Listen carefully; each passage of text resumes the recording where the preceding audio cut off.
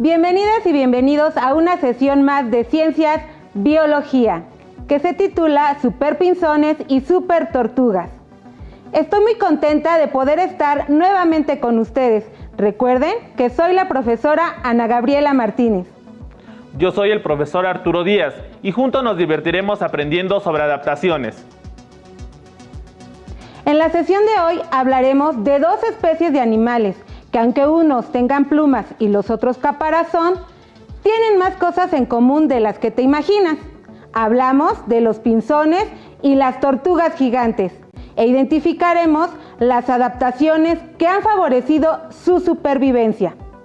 Retomaremos algunos conceptos tratados en sesiones anteriores, como son selección natural y adaptación. Si tienen alguna duda respecto a estos, pueden revisar su abecedario biológico. Para tomar los apuntes de la sesión utilizarán su libreta, así como bolígrafo, lápiz, colores y mucha creatividad. Durante la sesión se presentarán breves actividades que les sugiero realizar para comprender mejor el tema. Considérenlos como parte importante de sus apuntes. No olviden que estamos trabajando su abecedario biológico, así que deben de estar atentos para identificar el o los conceptos que integrarán. Nuestro planeta Tierra tiene gran variedad de especies. Seguramente ustedes lo han notado al observar su entorno. Pero, ¿cómo es que hay tantas especies diferentes? Bueno, pues resulta que Darwin también se planteó ese interrogante. Bien, observen en pantalla el siguiente texto. Como pueden identificar, hacen falta algunas palabras. Ayúdenos a completarlo. Tiene que ver con lo tratado en sesiones anteriores.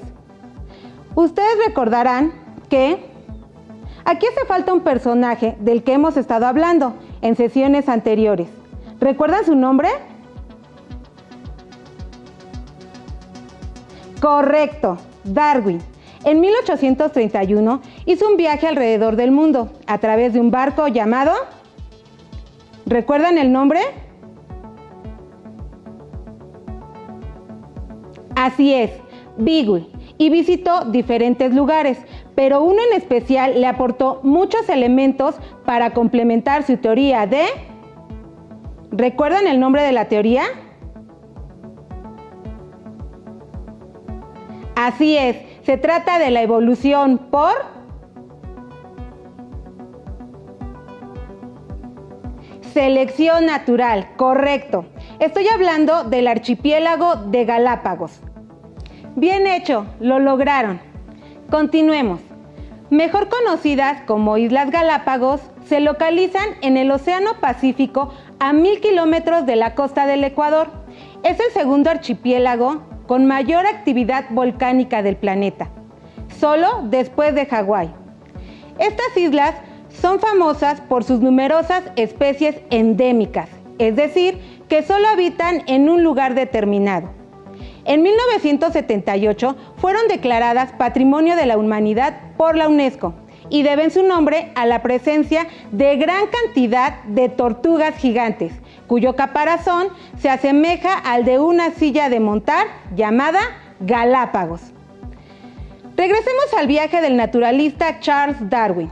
Como les comentaba, durante su trayecto visitó las Islas Galápagos. En este sitio observó gran variedad de especies. Como mencionamos al principio, en esta ocasión nos enfocaremos en solo dos de ellas. Unas aves que se les conoce como pinzones y las tortugas gigantes. Para empezar, hablaremos de los pinzones. Estos pertenecen a un grupo de 3 especies diferentes de aves. Tienen un tamaño que oscila entre los 10 y 20 centímetros. Son de color negro, marrón y presentan diferentes tipos de canto y comportamiento. Darwin pensó que eran aves pertenecientes a diferentes familias porque se percató que presentaban características distintas en la morfología del pico y además su dieta era distinta. Sin embargo, el especialista John Gould, a quien pidió apoyo para identificarlas, determinó que presentaban particularidades que permitían formar un nuevo grupo de especies. Con esto, Charles determinó que las 3 especies derivaron de un ancestro común y que con el paso del tiempo las generaciones fueron acumulando diferencias. Es decir, cuando los ancestros de estas aves llegaron a otras islas, se enfrentaron a nuevas condiciones ambientales y los que sobrevivieron fueron aquellos que presentaban picos adaptados a los alimentos disponibles en cada isla. De esta forma lograron evolucionar y heredar estas características ventajosas a sus descendientes. Ahora analicemos dos especies de pinzones. El pinzón de la especie Geospiza magnirostris vive en lugares de mucha vegetación, en tierras bajas y bosques tropicales. Tiene un pico grande y robusto que le permite comer cosas grandes y duras. En cambio, la especie Geospiza scandens posee un pico alargado para alimentarse de las flores de los cactus opuntia. Este pinzón habita en formaciones secas de árboles o arbustos. A continuación realizaremos una actividad para observar las adaptaciones en los picos de los pinzones. Tomaremos en cuenta 4 especies de pinzones. Tienen que observar detenidamente la forma de sus picos, ya que lo relacionaremos con el tipo de alimento que pueden consumir. Para realizar esta actividad, elegimos un par de piezas de rompecabezas. Ambas tienen que coincidir. Por un lado, la forma del pico del pinzón, a la que se le asignó un número. Y por el otro, el tipo de alimento que pueden consumir, al que se le asignó una letra. Primero observarán los picos de las 4 especies diferentes de pinzones y después 4 tipos posibles de alimentos. En esta primera ilustración se trata del pinzón terrestre grande, de la especie Geospiza magnirostris. Observen que tiene un pico grande y robusto. Imaginen de lo que puede alimentarse. Para esta actividad se le asignó el número 1. El segundo es el pinzón cantor, de la especie Certidea olivacea. Observen que tiene un pico delgado y pequeño. A esta le asignamos el número 2 para identificarlo. En el tercero es el pinzón de cactus común, de la especie Geospiza scandens, con un pico alargado, al que identificaremos con el número 3. Y finalmente el pinzón terrestre mediano, de la especie Geospiza fortis. Observemos que tiene pico pequeño y no muy largo.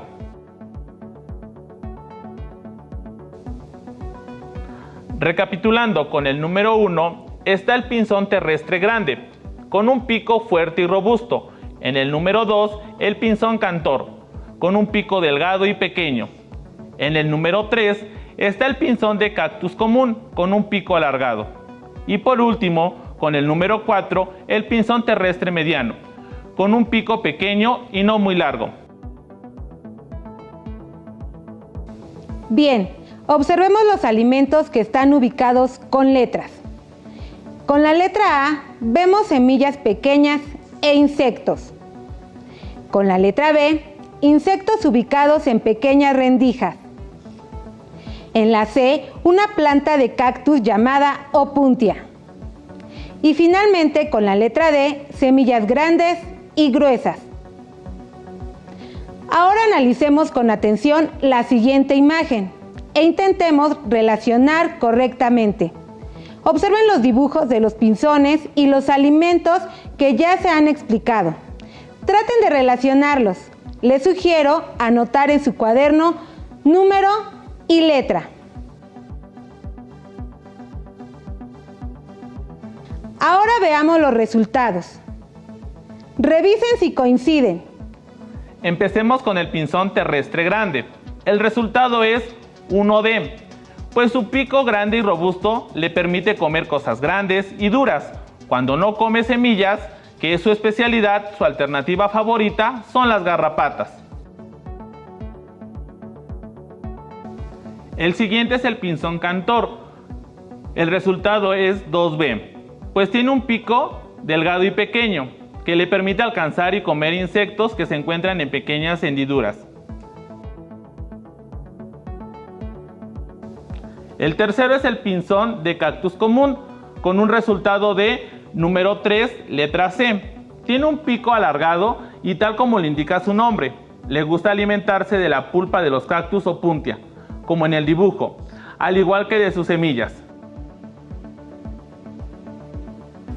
Y por último, pero no menos importante, el pinzón terrestre mediano, con un resultado 4A, con un pico que le permite alimentarse de semillas tiernas e insectos. ¿En cuántos resultados acertaste? Con base en la actividad anterior, les sugiero que anoten y respondan en su libreta las siguientes preguntas. ¿Qué relación hay entre la forma del pico del pinzón y el tipo de alimento que consume? Anoten sus respuestas. ¿Qué pasaría si el pico del pinzón y el alimento no coinciden? Anoten sus respuestas. Como pudiste observar en la actividad, los pinzones con picos más robustos y fuertes pueden romper semillas grandes y los más pequeños comen insectos y semillas tiernas. Lo anterior se logró a través de la selección natural, es decir, solo los individuos mejor adaptados logran sobrevivir y reproducirse, heredando a sus descendientes esas características. Entonces, respecto a lo anterior, podemos destacar que todos los pinzones tienen un ancestro común. Los pinzones aprovecharon las condiciones ambientales y los picos se adaptaron a los tipos de alimento disponible.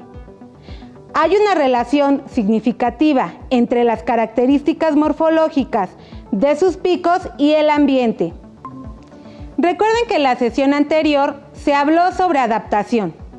Se manejaron las adaptaciones morfológicas, que tienen que ver con los cambios que presentan los organismos en su estructura externa y les permiten confundirse con el medio o contar con estructuras para adaptarse mejor a su entorno.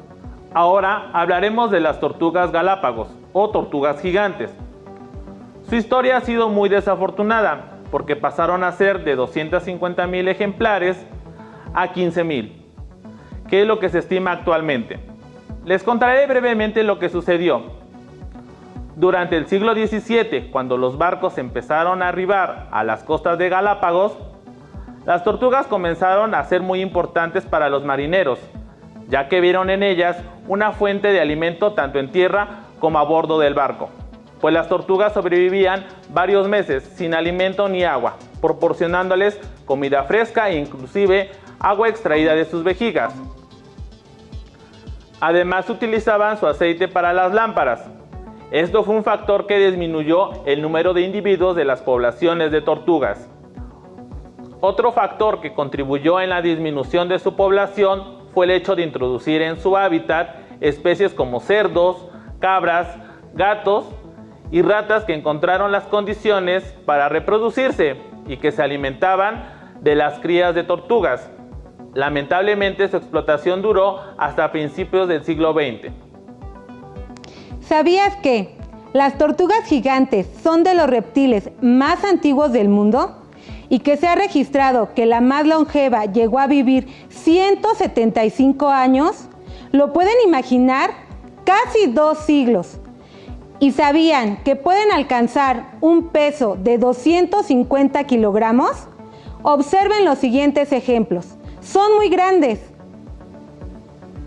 Se han reconocido aproximadamente 15 subespecies de tortugas y actualmente solo quedan 11. En junio de 2012 hubo una lamentable noticia. Murió el solitario George, una especie que habitaba en la isla Pinta. Es el que observan en pantalla. Pero no todo es desafortunado.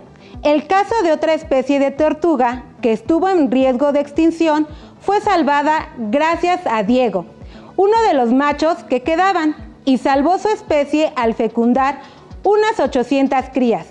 Suena interesante, ¿verdad? Los invito a investigarlo. Observen las siguientes imágenes que aparecen en pantalla. Centren su atención en el caparazón. Bien, seguramente notaron las diferencias en el caparazón. Resulta que las tortugas de islas montañosas y verdes tienen el cuello más corto y caparazones en forma de cúpula, ya que se alimentan de plantas que se encuentran en el suelo. Mientras que las tortugas de islas planas y secas tienen el cuello más largo y el caparazón en forma de silla de montar como adaptación para alcanzar los cactus altos, como aparece en las imágenes. Estas observaciones ayudaron a Darwin a completar su teoría. ¿Recuerdan el título de la sesión de hoy? Es correcto, superpinzones y supertortugas. Y eso es porque tanto los pinzones como las tortugas gigantes lograron adaptarse a las condiciones del ambiente y desarrollaron características ventajosas que han contribuido a su supervivencia. ¿Conocen otras especies super? Les invito a investigar sobre alguna especie que les interese. Espero que hayan identificado el o los términos que van a agregar a su abecedario biológico. Les sugiero especie endémica. Pueden integrar las que consideren interesantes. Para concluir, recurriremos nuevamente a su ayuda, al igual que al inicio. El siguiente texto está incompleto. Apoyemos para completarlo. Con base en lo trabajado el día de hoy, podemos concluir que ¿de qué lugar estuvimos hablando hoy? Exacto, archipiélagos de Galápagos. Es una maravilla natural que alberga una gran variedad de especies. ¿Qué tipo de especies mencionaron que se localizan en un lugar determinado? Correcto, endémicas, lo que le permitió a Charles Darwin completar su teoría de... ¿Recuerdan el nombre de su teoría? Así es, la evolución de las especies por selección natural. Las especies derivaron de un ancestro común y con el paso del tiempo las generaciones acumularon diferencias. Cuando las poblaciones de la misma especie se separan, los cambios en sus características son la base para la formación de nuevas especies. Y finalmente, ¿qué? A través de la... ¿Qué término consideran que va aquí?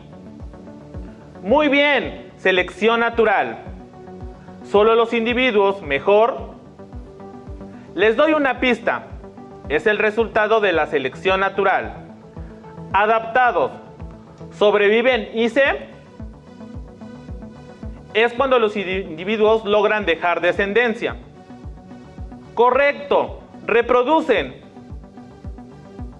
dejando descendientes con características similares. Si la misma no es ventajosa, los individuos mueren. Gracias por su apoyo.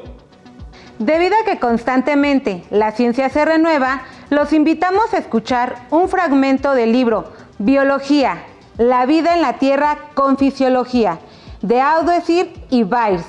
El subtítulo que leeremos es La humanidad promueve la evolución a gran velocidad. Yo voy por tu libro, profesor. Muchas gracias, maestra.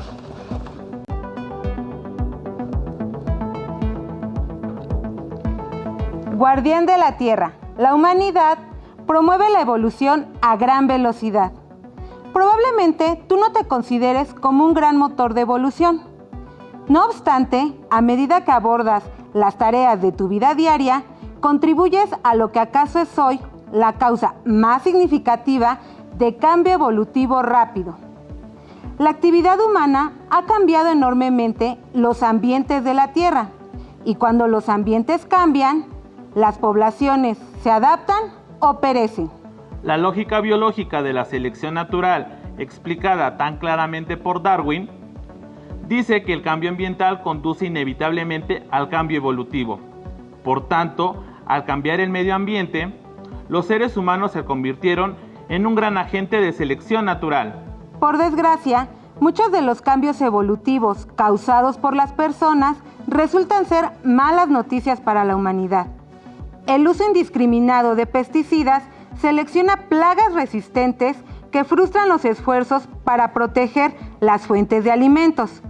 Al tomar antibióticos u otros medicamentos en exceso, se seleccionaron supergérmenes resistentes y enfermedades que cada vez son más difíciles de tratar.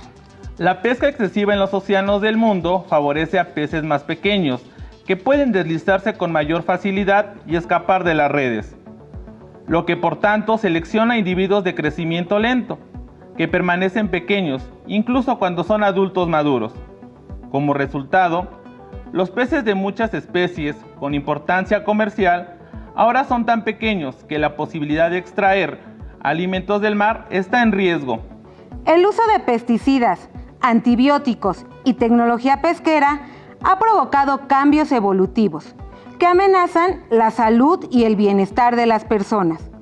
Pero el alcance de dichos cambios puede empequeñecer ante los que surgirán por la modificación humana del clima de la Tierra.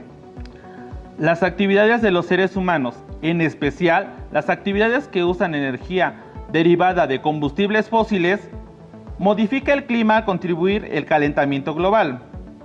En los años por venir, la evolución de las especies estará influida por cambios ambientales asociados a un clima más caliente, como la reducción del hielo y la nieve, periodos más largos de cultivo y cambios en los ciclos de vida de otras especies que proporcionan alimento o cobijo. Cada vez hay más evidencia de que el calentamiento global ya provoca cambios evolutivos. La evolución relacionada con el calentamiento se ha descubierto en varias especies de poblaciones vegetales y animales. La evidencia disponible sugiere que el cambio climático global tendrá un enorme impacto evolutivo, lo que potencialmente afectará la evolución de casi todas las especies.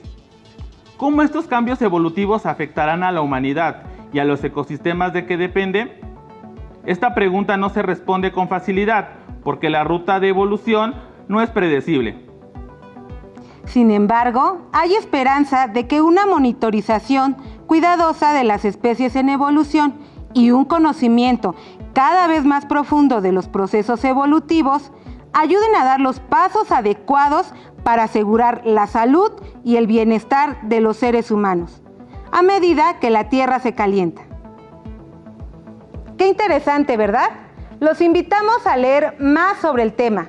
Pueden utilizar su libro de biología u otro medio informativo.